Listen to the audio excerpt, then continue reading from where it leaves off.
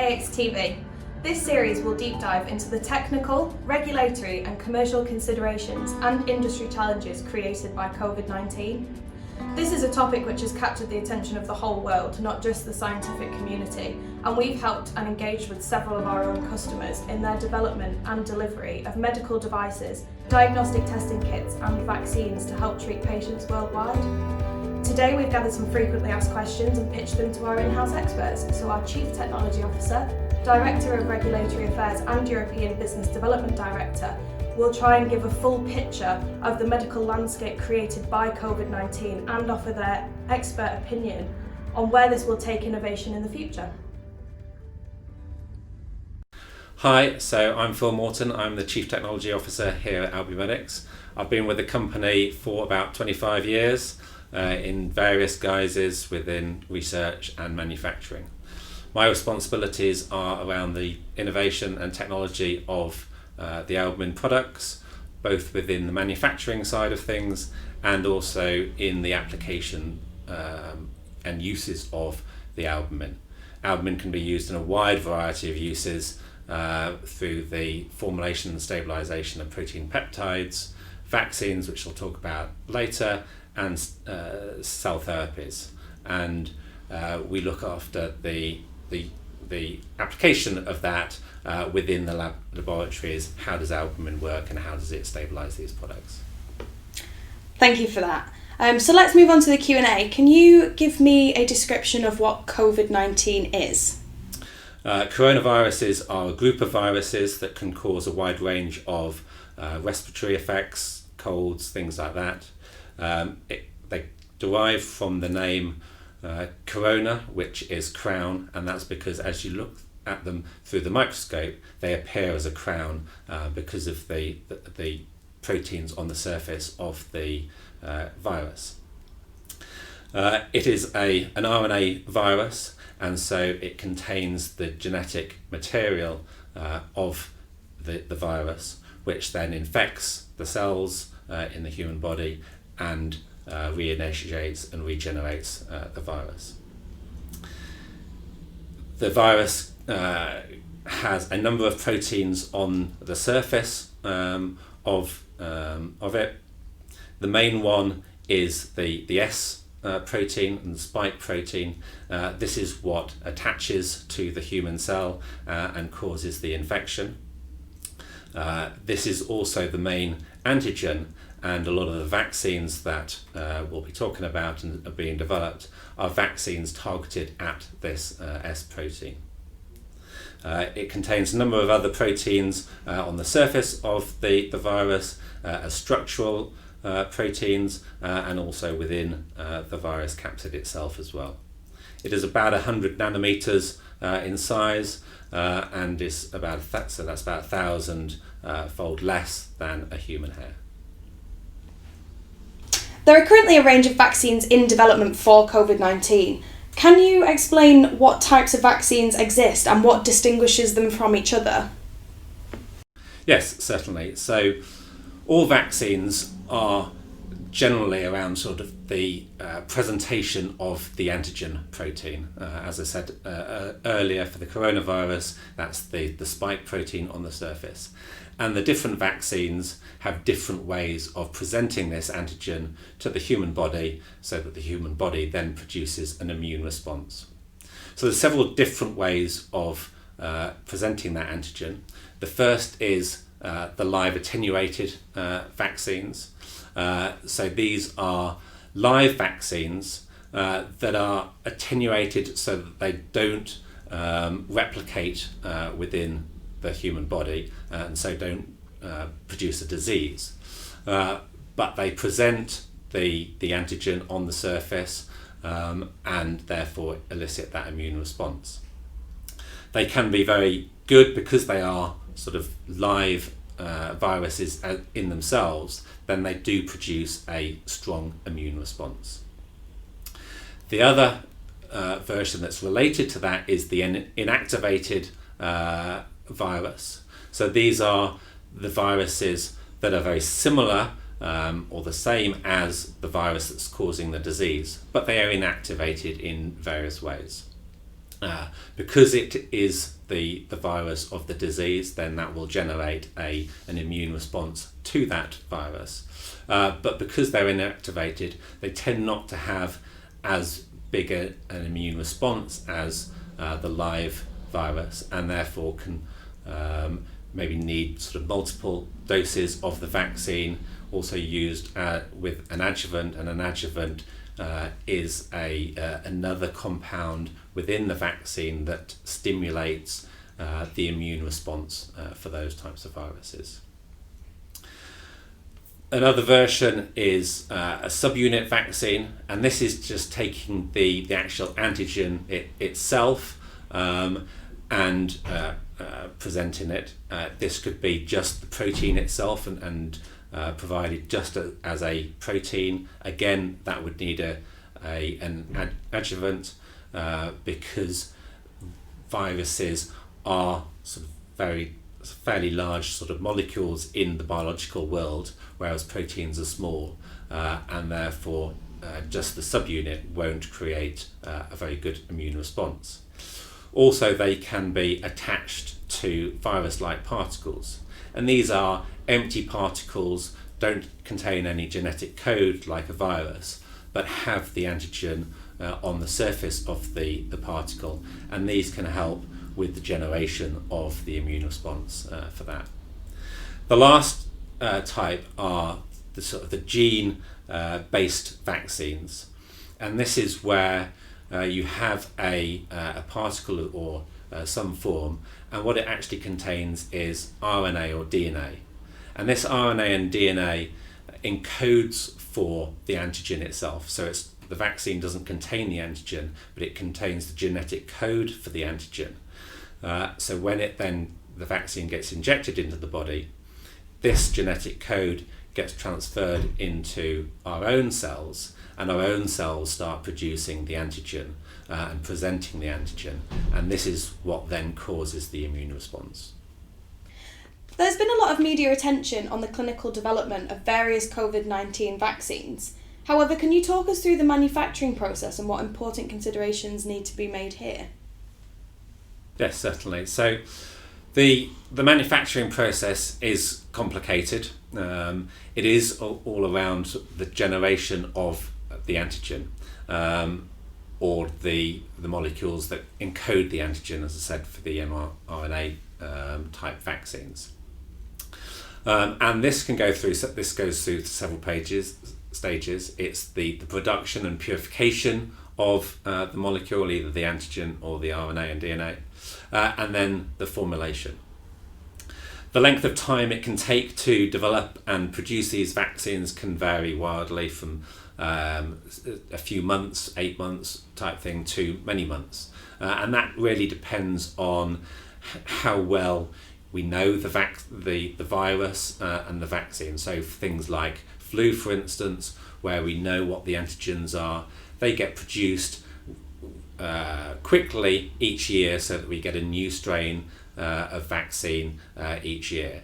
Whereas the unknown viruses, they can take a long time because you have to discover what the antigen is, then you have to develop the production process for that antigen, and then produce and formulate it. During the actual manufacturing stage of things, it goes through, say, a sort of a production, then a purification of the molecules so it is of the correct purity, and then it has to have a formulation to allow it to be stable and then distributed around the countries and around the world. There was a lot of testing that is involved within the manufacturing process as well to ensure that the vaccine has the right efficacy, the right purity, and is obviously safe to use. One of the important factors within the manufacturing and within the development of the vaccines is, as I say, the formulation and the stability of the vaccine itself. As we've seen with the various COVID-19 vaccines, then some of them are fairly unstable and need to actually be stored at very cold temperatures. And this does cause logistical issues they have to be distributed at a very cold temperature, they have to be stored at the place at a very cold temperature, and not all hospitals, not all clinics have those facilities. Alternatively, if the vaccine is more stable, then it can be distributed under sort of a normal sort of cold chain, normal sort of 2 to 8 degrees centigrade fridge sort of temperature, and that is a lot easier. It can be stored at those temperatures, which all of the sort of hospitals and clinics have those facilities. The formulation and stability of the vaccine can be dependent on a wide variety of factors, the sort of the pH, the ionic strength, redox potential of the formulation. People like to use simple formulations to ensure that, but vaccines and viruses are complex molecules, and standard formulations quite often don't work with vaccines, and therefore you have to add other sort of excipients, other stabilizing molecules that protect the vaccine and protect it from surfaces, from sort of heat shock, things like that. This is where things like the molecule that we've been working on for the last 30 years, human albumin, comes in. Human albumin can help in the formulation and the protection of vaccines, and therefore allow them to be shipped at sort of more reasonable temperatures. Brilliant, thank you. And thinking about Albumedics in this context, can you tell me what albumin is and why it's useful as a stabiliser? Yes, so albumin is the most abundant protein in the human blood. It has many functions within the blood system. One of its main functions is to maintain the oncotic pressure within the blood, but it also carries a large number of molecules around the body, fatty acids, other nutrients, things like that. So albumin is the large molecule. It's around 65 kilodaltons. The structure of the molecule makes it very stable. It is built up of sort of 3 domains. Each of the domains are sort of fairly similar, and its characteristic shape is a heart shape. So it is very stable, both in terms of pH stability and also temperature stability as well. It has a free cysteine. It's one of the few molecules that has a free cysteine. That can make good use for a variety of drug delivery technologies as well. Within the body, the free cysteine is one of the main sort of antioxidant properties within the blood as well, and that also helps albumin as a stabilizer for these proteins, peptides, vaccines, etc. It has a large number of binding sites, both hydrophilic and hydrophobic binding sites within the body. That's used to, say, transport the various molecules, fatty acids and such like around the body, but also as a stabilizer that helps to bind the molecule that you're trying to stabilize, but also can be used to coat surfaces. That can be helpful for the actual stabilization of the viruses and things like that, but also can be used for coating of surfaces to make them more biologically acceptable as well, and that's why it gets used within various medical devices. So as well as the properties of albumin, the quality of the albumin is also extremely important in terms of how it gets used within a stabilizer and as an excipient. The batch-to-batch consistency needs to be extremely good so that you get consistent stability of your products. And also the molecule has to be very pure.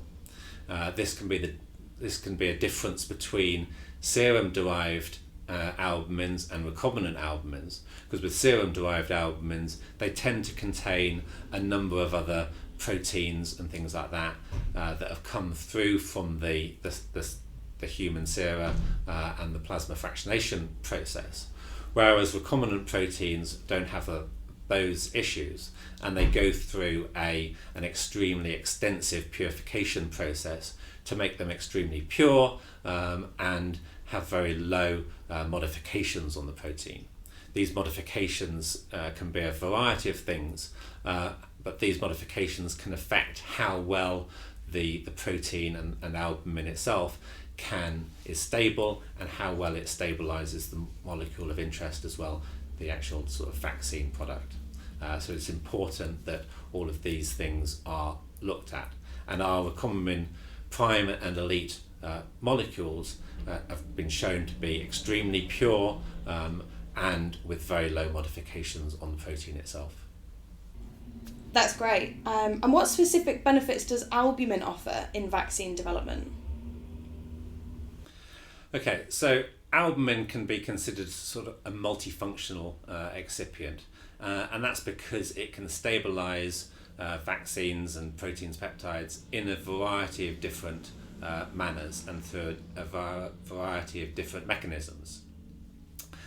It can readily interact with surfaces, as I say, because of its many different binding sites. So it can bind to surfaces and therefore prevent the vaccine also sort of attaching to the surface and therefore either being lost because it's attached to the surface and therefore not as efficacious, but also that binding to the surface for the vaccine can also create issues where the vaccine can aggregate. So for the albumin to coat those surfaces, that produces a nice protective surface so that the vaccine stays stable and efficacious. As mentioned, also albumin has a free cysteine, and this is very good as an antioxidant. So if the vaccine can be oxidized by free radicals, free oxygen, things like that, then the albumin can mop up those free radicals and prevent the damage to the vaccine or any other proteins or peptides. It can prevent aggregation through a variety of mechanisms, as mentioned, on the surface, but also because vaccines and other proteins can just stick together, and the albumin can prevent that sticking together either by sort of crowding out the other vaccine molecules or by binding to the vaccine and giving it a sort of protective coat so that it doesn't then stick to its own sort of vaccines.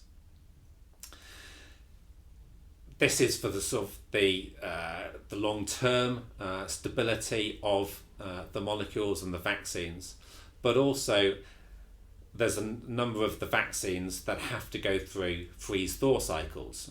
As mentioned on some of the vaccines that have been developed, they have to be stored frozen, maybe very cold, and going through that freeze-thaw cycle can be quite damaging to the vaccine. And albumin can protect the vaccine during these freeze-thaw cycles so that, again, once it comes out and is ready to be injected into the body, then it is at the most efficacious state. Albumin has been used already in a wide range of commercial vaccines. That's within the sort of the general production of the vaccines and also in the stabilization of those vaccines as well. Thank you. Last one for you for now, Phil. You'll of course be contributing to our panel questions at the end, but can you give us an example of albumin being used to stabilise a viral structure? Yes, there is a published application on Amgen's Imlojec. This is a herpes simplex virus for the use in melanoma cancers. It can only be stored at -80 degrees centigrade and is very unstable at room temperature or 2 to 8 even, and can actually only be taken out of the -80 degree freezer for 60 seconds before it then has to be used and injected. This obviously causes a huge number of issues in terms of both the transportation and then the application of the vaccine, this cancer vaccine. They have published data where they've looked at modifying the formulation of their sort of currently marketed product to improve this stability and allow it to have a greater shelf life at the more sort of reasonable sort of 2 to 8 degrees centigrade. Here they have tested a variety of different excipients, including the use of our own Recombin Prime products. For this, they showed that the inclusion of our Recombin products greatly improved the stability of their vaccine, allowing it a far longer shelf life at, let's say, the better temperatures. They tested a number of different concentrations and optimized those sort of concentrations, as well as using a number of other different sources of human albumin. And what they did actually find was the use of our albumin was the best albumin. And this again sort of reflects what I've previously discussed about, is that the actual quality and the source of the albumin can be very important in how well it functions as a stabilizer.